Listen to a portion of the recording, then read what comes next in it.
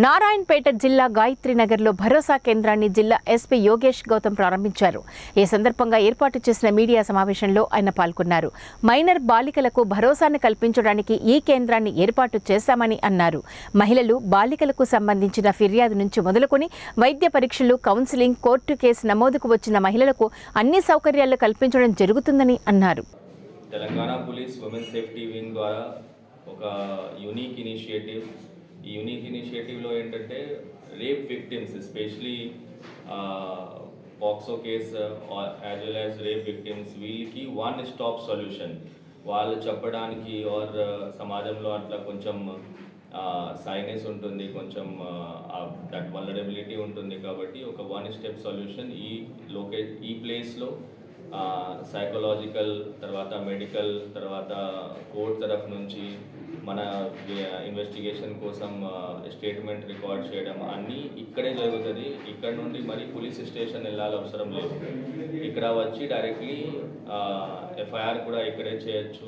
మళ్ళీ ఇక్కడ నుండి రెఫర్ చేసి ఎఫ్ఐఆర్ చేసిన తర్వాత మనం స్టేట్మెంట్ ఇక్కడే రికార్డ్ చేసి మెడికల్ ఎగ్జామినేషన్ కూడా అంత ప్రిలిమినరీ మెడికల్ ఎగ్జామినేషన్ అంతవరకు ఫెసిలిటీ ఇక్కడే పెట్టడం జరుగుతున్నది. సో ఒక రేప్ విక్టిమ్ని కానీ, తర్వాత క్రైమ్ అగైన్స్ట్ ఉమెన్లో ఎస్పెషలీ హీనియస్ క్రైమ్స్లో ఈ ఉమెన్కి ఒకటి వాళ్ళ విక్టిమ్స్కి ఫర్దర్ విక్టిమైజేషన్ కాకుండా, అంటే మళ్ళీసారి వేరే చోట్ల వెళ్ళకుండా ఒక్కటే ప్లేస్లో ఇక్కడే వచ్చి అన్నీ ఏదైతే రిక్వైర్మెంట్స్ ఉన్నాయో ఫర్ లీగల్ ఇన్వెస్టిగేషన్ అన్నీ ఇక్కడే ఏర్పాటు చేయడం జరుగుతున్నది. సో అందుకే ఇది చాలా మంచి initiative.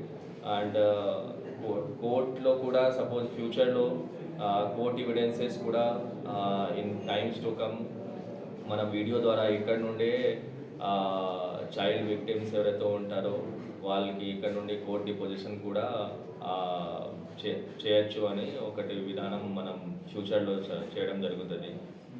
That is in talks. So Bharosa centre is basically one stop solution for all crime against women, especially heinous క్రైమ్స్లో, where all sorts of legal, medical as well as psychological support is being given to the victims of rape. Thank you.